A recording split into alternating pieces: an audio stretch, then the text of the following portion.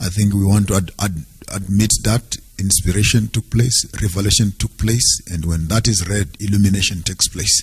So whatever literature that could be inspired, because let's not hide behind a leaf like monkeys, because we believe, for example, that Ellen White is inspired as a church, and if she is inspired, then and how much teaspoons of inspiration are on Ellen White, and how many teaspoons are on Isaiah, and how do we now cut? So if she is inspired, then let's include it to the canon.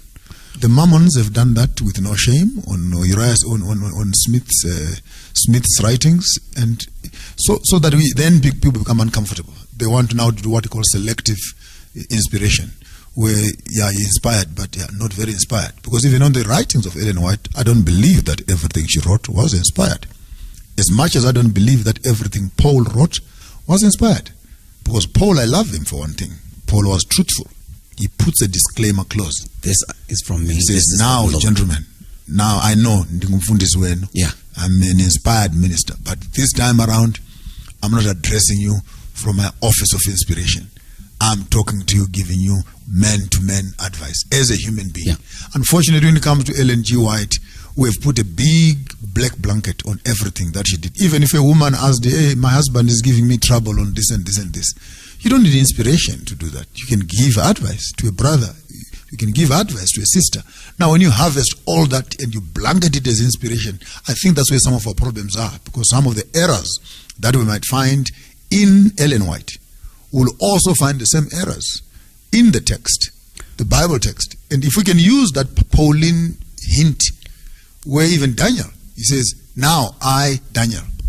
Nebuchadnezzar says, now I, Nebuchadnezzar, I'm writing this. So the question is, so who was writing the book of Daniel?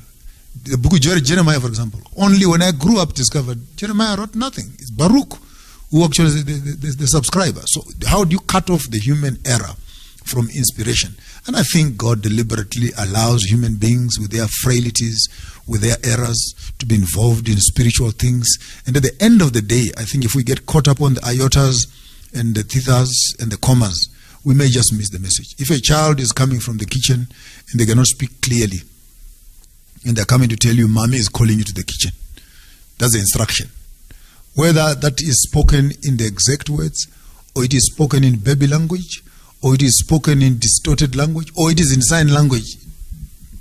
Yeah. The mommy says, come. For us to sit around and say, no, the instructions did not come here, as mom had given them. I think we're missing the import of scripture. So I would rather be comfortable to have a conversation around the import of the message. Yeah. Did